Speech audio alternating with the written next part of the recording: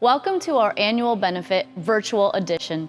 Typically, we'd be meeting in this room, gathered around elaborately decorated tables with an abundance of food and entertainment, celebrating the amazing things that God has done at Helping Hands in the past year. Instead, tonight, you are gathering in homes, churches, organizations, and even businesses. And we thank God for you.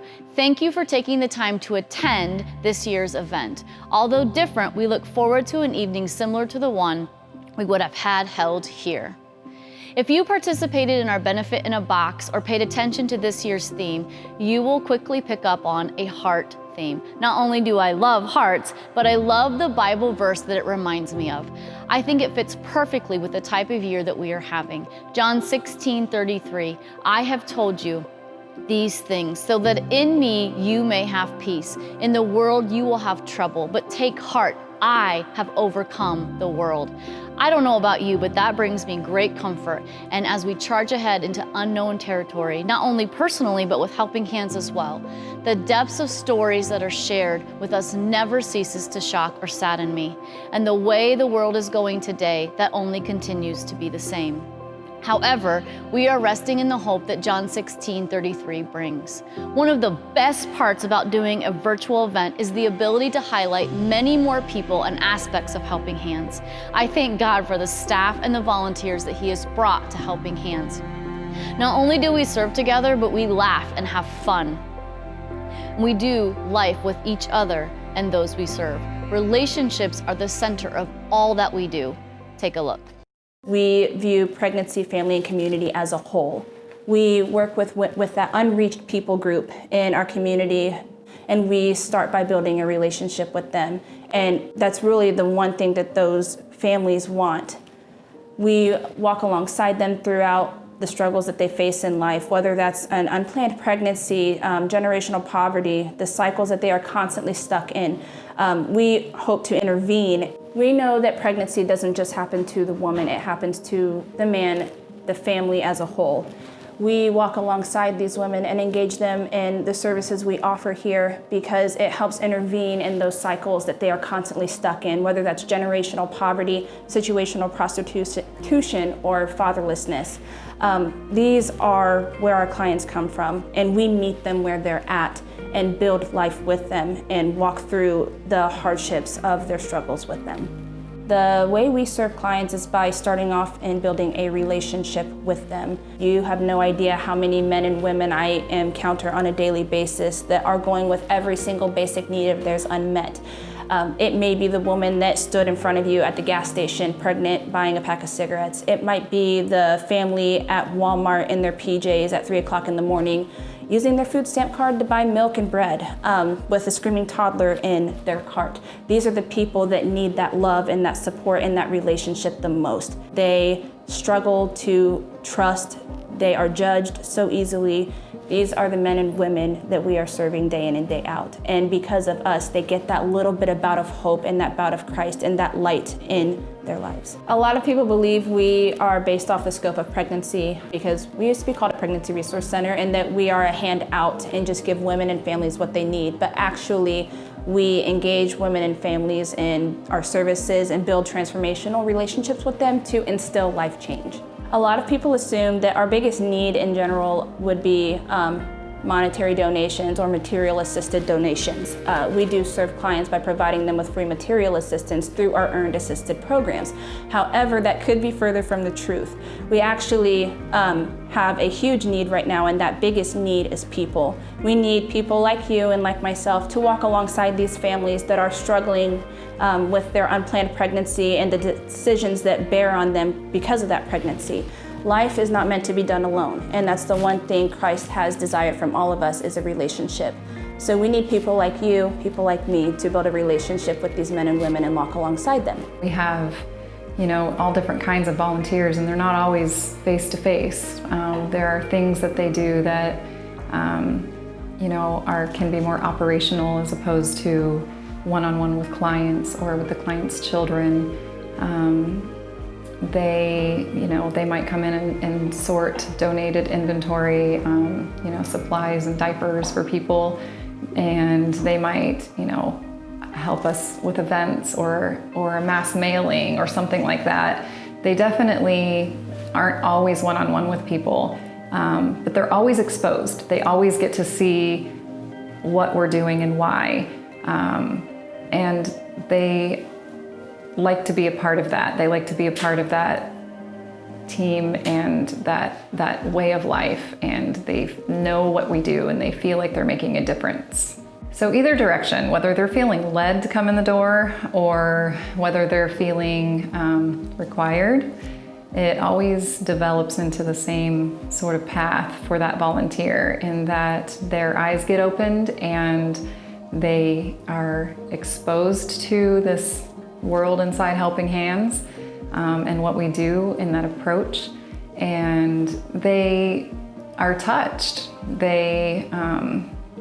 They start forming relationships with each other and with the people that we serve, and they oftentimes end up hanging around a lot longer than they would have expected. We walk alongside our clients throughout their pregnancy, helping them make basic life decisions that may seem pretty simple to make for you and I, but really for our clients, they don't have that guidance or that knowledge to do so. We serve them by fostering that relationship from the very moment they walk in our door.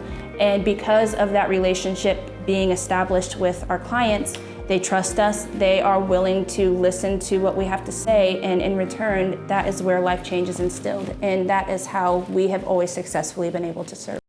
Helping Hands is meeting these clients where they're at and saying, I see you, I see the hurt, I see the pain, or I see the struggle you're going through, and I want to walk with you. I don't think that we work a regular 9-to-5 job. It is very much like we do these groups outside of those regular hours, or we meet with clients and we talk to clients, and this space, this building is not just like a building to these people that walk in here. It is a safe place, it is a home to them, and it's a place that they belong. Bluffton is a small town, we all know that, and I think because of that, it's really easy to think that certain things don't happen here. We don't have people that have been abused, or we don't have children that are being neglected, or people living in poverty, or people that struggle with addiction, when in fact we most definitely do. How are we supposed to expect parents that were raised in homes that they were maybe abused or neglected to know how to love and nurture their own children? And the answer is we can't. So Parenting Progress class is a group-based 16-session class that we offer to parents that are deemed at high risk for child abuse and neglect. So we really work with parents in bettering their nurturing skills or giving them unknown skills that they did not have. And so this class is really for parents that, first of all, they want to better themselves as parents and they want to gain new knowledge and skills. So this class is really for any parents that are maybe in a risk zone for child abuse and neglect. Usually our groups range from about 6 to 12 participants. And so first of all, they're forming relationships with each other. They're able to bounce ideas off of each other, or hey, this is what I've seen in my home, this is what I'm struggling with, this is what my child is struggling with. So first of all, they're gonna walk away with friendships and relationships that they had not had before. This program's goal is to prevent child abuse and neglect, which is a great goal. But I think Helping Hands' goal is to see these parents become more well-rounded families. So this is a parenting class, but we also provide free childcare. We do a dinner beforehand because we want to see these families develop real connections with each other. So like parents with their children, playing with them, investing into them. It's been such a cool thing, even in the 4 weeks that we've already done, to see how the parents have created relationships with each other. They're connecting and they're working through things and just seeing it click with them. So I think at the end of the 16 sessions, just I really hope to see them understanding that yes, parenting can be hard, but it's also a really fun thing. And it's an honor to be able to take care of this tiny human that relies on you. I think what sets us apart is that we don't just provide things for them. We provide relationships. We get to know them, offer all kinds of stuff for them to be able to, for us to be able to nurture that relationship with them. It's all leads toward, the common ground of wanting to share Christ, and anybody who knows Jesus is going to be a stronger person all around. What does it look like for me to have a relationship with this person that you call Jesus, and how can I learn more about him? Moms are just curious, like, what is that relationship that you talk about and how can I establish it? We'd love to stay in touch with people for years to come. It's not just about them coming in the door and getting a service. We have medical services and we have community groups that we meet with them. We have one-on-one time with them. As everybody goes above and beyond every time. We do something for someone and then that person can go forth and do it for somebody else. It's like a building up of somebody so that they can turn around and build up another person. Eventually, if everyone starts doing that, it makes the community stronger. So when the clients come in, they tell us, like at a hospital, a lot of times it's just very quiet and they lay there on the table with no interaction, nobody talks to them. And so when they come in here, we really try to engage with them and find out, how's their pregnancy going? Are they having any difficulties? Do they have support? And then on top of that, it's showing them the ultrasounds and explaining, this is your baby, this is, the feet, the hands, and, what would you like a picture of today? Do you want to, take home a picture of, some like the profile picture, some like the face, some want a nose, some want a hand. So we really try to get, what it is that they want to see of their baby. We learned in classes that if somebody comes in and they're abortion minded, if you can get them to look at an ultrasound about 80 to 90% of the time, they will change their mind on keeping the baby, because so many people think that early on it's just tissue, and it's not just tissue. At 5 weeks there's a heartbeat that you can see. The heartbeat comes in before that, but at 5 weeks you can actually see it. And so if you can have somebody actually see that versus just thinking it's tissue, that changes their mind 80 to 90% of the time. With groups, we want to teach the clients on how they can best be in the environment and work on their own, do things for themselves or as a family unit together. We want them to know there's options, that what they know to be their only option or what they believe to be their only option, which is basically run up against a wall most of the time, that's not the only option. There's another side to the wall. They just need somebody to be able to pull them over. As we are working with individual clients and we are trying to get to know them, being able to engage with their children adds so much context in that relationship. We're able to see how these kids are behaving and what their basic needs are. That really helps us to be able to know which direction to go, what's necessary, their parenting style, and how the kids interact with their parents. It's a big part of that. We're trying to strengthen not just the mom coming in here, but also the family. Those kids touch us. God uses those kids. He's not just using us to service them. He is using them to reach us as well, and through those interactions. And they may not even know it, and their parents may not even know it, but He's in the middle of all of it, and it's not just us servicing them. So Mom Time is really important because it allows other women, and it allows women in the community to come together and just sit with other like-minded moms that have been through the same thing. Some of the life skills that are taught at Mom Time are things like budgeting. We teach them what it's like to have boundaries, maintaining a schedule for their littles, and even what it's like to be a wife or play that wife role. And a lot of times what it looks like to walk alongside Jesus, how our lives aren't perfect. They're allowed to come to our center for just an hour out of their week. Their children are taken care of and provided for, and we just get to sit and love on them and talk to them and teach them about who Jesus is and what it looks like for me, or maybe what it looks like for them to walk alongside them. So a lot of those conversations are happening outside of the center hours. I had a mom reach out to me just this week who said, I haven't been to church since I was 12. I don't really know what I'm doing, but I know that when I was there, I really enjoyed worship. Can you tell me how I can get involved with that?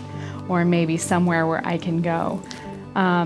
It delights me to see those heart transformations happening. Pride gets in the way of a lot of things, and I think that they feel like if I come, then they'll know who I am, what type of mom that I am, what type of person that I am. And the reality is that it's a no judgment zone. We're not judging them for the type of mom that they are, for the type of mom that we think they should be, or that society holds expectation to. We just are simply loving them and guiding them. If they ask for our help, we're going to offer our help, but we're never going to replace ourselves as their role as a mom. Frankly, I just had a conversation with a young man, and I really was kind of disappointed in some of the choices he was making. And I flat out said, am I making a difference? Is Helping Hands making a difference in your life? He replied, he doesn't know where he'd be without us. And I have seen it, and I know the community has seen it, and the world has seen what fatherlessness does to families, what it does to children, what it does to the mothers of these children that are coming into our world. That's what Man to Man is all about. Just in its name itself, it is real men, real struggles, and real hope. The materials, the programs, even the activities are done with excellence in mind, and they all are encompassing the support role that I try and play in these men's lives. It gives them options in their lives. It talks about the man in the mirror, so to speak. And are they serious about that man? God's word says you're supposed to examine yourselves, or I love Shakespeare. He says, to thine own self be true. Each man I've given a mirror to put in their pocket. It's been a life changer for some of the guys and also for our leadership. I actually find that the men do not reach out because they have no idea. They have no idea what they can be and what it even looks like. The stigma that we can't help them, that they can't change. You can change, and gives them hope and gives them options to do that. And then we walk beside them. That's that one-on-one relationship. I have seen evidence that they truly believe now in something. They believe in themselves. They have found themselves, many of them, and they want to be the best parents they can be. What I wish that you could hear in those group settings where a staff member is leading a group of participants is how much encouragement and teaching and Jesus is being shared. I knew this, but being present when the footage was being done just floored me. On a weekly basis, serious life-altering conversations with groups of people that are desperate for community and connection and purpose, and this all happens while their children are being loved and poured into. It's priceless. Next, I'd like to introduce you to a couple, Shay and Robert, and their 3 adorable girls who've been with Helping Hands for several years. I believe we came to Helping Hands when my daughter was about 10 months old, our middle daughter, Kennedy, and we were at a hard position in our life, and I remember I asked my husband, I asked him to go to a family life group that Helping Hands had, and it was like pulling nails out of his fingers. I was totally against it. I didn't want to go. I made no secret about it. I'm glad I went. Like, I met like a lot of good people at Helping Hands. I don't get angry as quick about things. I always thought like I was the only one being overwhelmed, and just being able to talk to other people, and they're like, no, I'm going through the same thing. And like ways to kind of hear different ways to kind of counteract that. Like, I guess that helped. Our way was not working, and when we went to Helping Hands, at first I was a little nervous because I was letting strangers into my home, and it was brutal. Like, it wasn't like what I wanted, because then people would judge me, I felt. But Brittany Ashman, she set a foundation for me to be accountable. And if I wanted things to change, then I had to start at home. And it was important because I never really had anybody who cared what my home looked like. Even my parents, like they came, and it was just normal. Like, our family was just normal. But what was going on in our home was not normal. I went to Mom, and he went to Man. Then we took a parenting class, put in the foundation of what we wanted for our children and how we could set bedtimes. And after we got done with mom time, it was time for bed. During that mom time, there was childcare provided, so it was just a break for me. Before, I wouldn't even have thought to ask.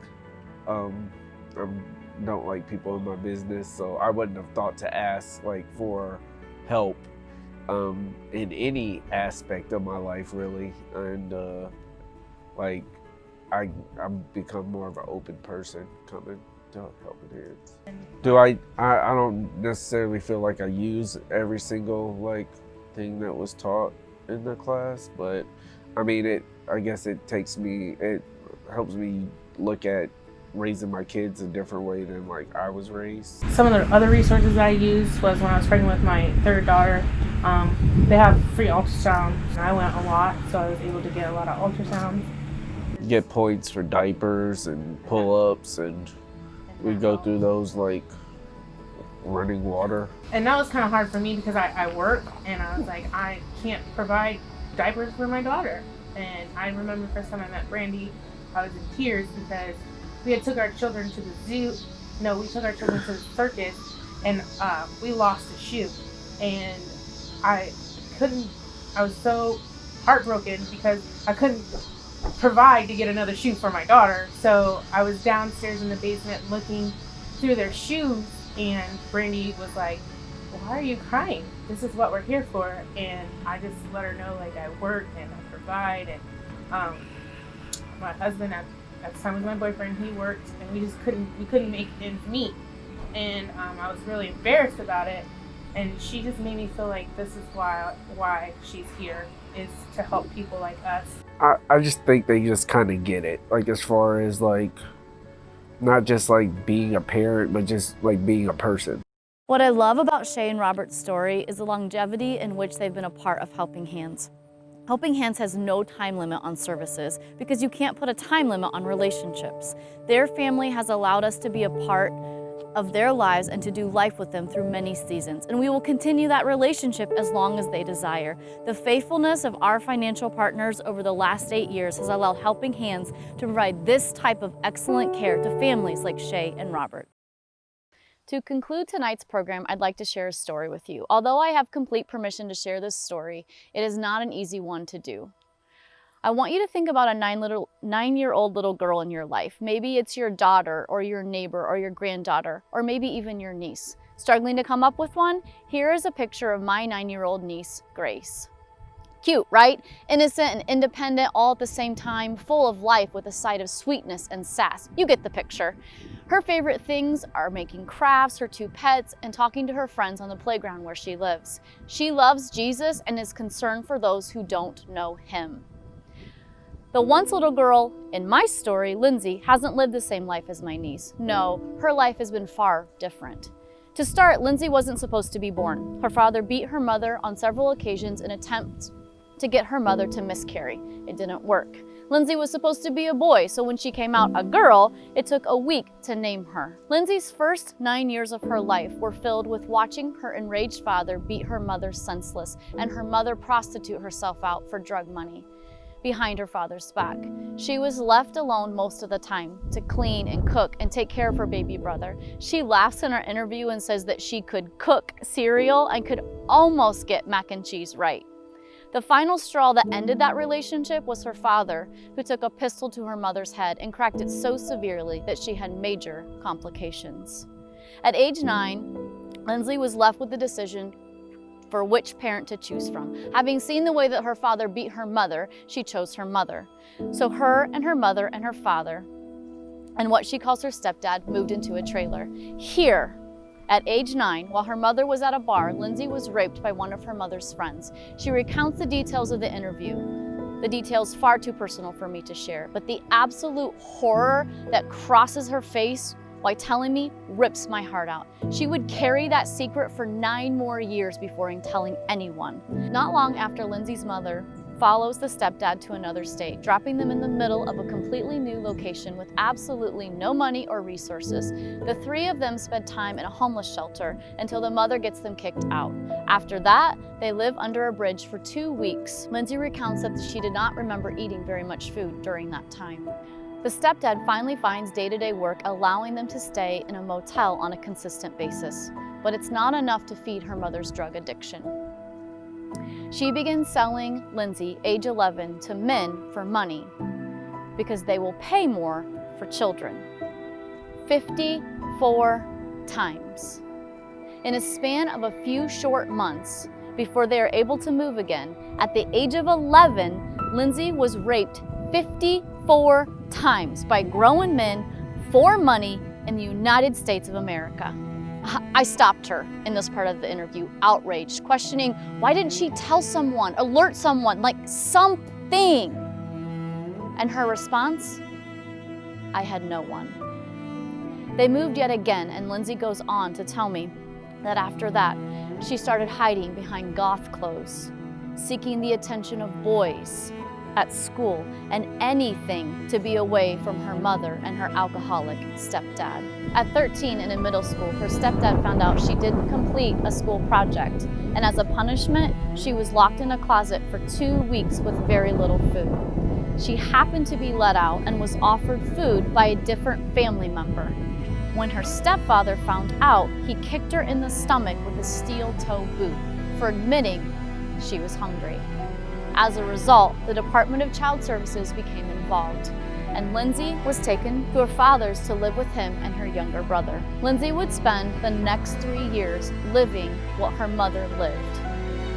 She recounts that she thinks she has broken every bone in her body except her back. She would be beaten for not doing the dishes right, for accidentally scratching her dad's truck, and for being bullheaded or stubborn, you name it, and she would be covered in welts from head to toe. And if her dad was really mad, he'd let the brother join in. Oh, the Department of Child Services was called several times, but they never removed Lindsay, and the beatings would only get worse. At 16, that ended, when Lindsay's marks were found out by a guidance counselor, and she told them, I'm not going back there, no matter what. Lindsay was placed in foster care, and she became a severe cutter. She had marks up and down her arms and her legs, and the foster parents couldn't handle her, so she was institutionalized. The next 10 years would be filled with self-proclaiming atheism, addiction, pregnancies, a forced abortion, miscarriages, an overdose, numerous tattoos covering the scars, countless condemned housing situations, self-harming, and several relationships. And fortunately, one of those pregnancies brought her to helping hands. I don't tell you this story to create sensationalism, but movement. Do you know what the only thing Lindsay wants?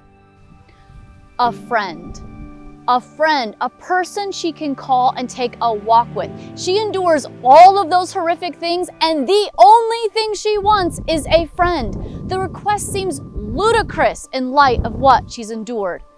Who is going to stand in the gap for women and men like Lindsay? Think about your life. Now take a snapshot. Is this what you want it to be in the next year, 10 years, 20 years? The average life expectancy in the US is 78 years old. What will you do with the remaining years? I don't know who needs to hear this, but you are enough. You are enough to serve, to give, to love someone that isn't like you. You are enough to be a friend to someone like Lindsay. I know, you could give me 100 what ifs. But remember John 16:33? But take heart, I have overcome the world. Take heart, Jesus has overcome, and you fill in the blank. Your fear, your worry, your inadequacies, your insecurities, and even your schedule. Is Jesus worth it? If so, then I urge you to do something. Through this virtual event, we would like to raise $50,000 because unfortunately, Lindsay's story isn't an isolated situation. We serve others with similar stories and know that there are countless others in our community who we've not reached.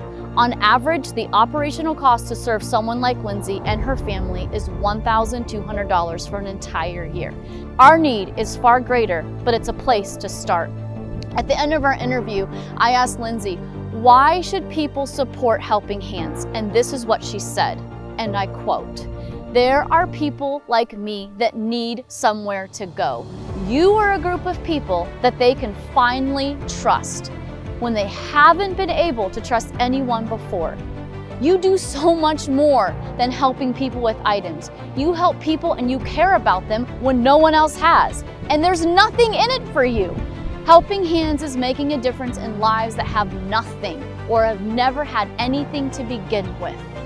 And Lindsay ends with this: when the world is so dark, you are the light. What she doesn't recognize yet is that light is Jesus Christ, and He hasn't given up on her yet. And that's why Helping Hands is not just another organization, but a community of people who want to love like Jesus does. A community of people that serve adults that have not been reached in time as children and who are now expected to function as adults and have no idea how to handle that. A community of people serving an unreached people group right where we live. Friends, if I have learned anything in this last year is we don't have time to waste. Your partnership tonight will literally be an eternal life and death decision for someone like Lindsay. Will you join the Helping Hands community?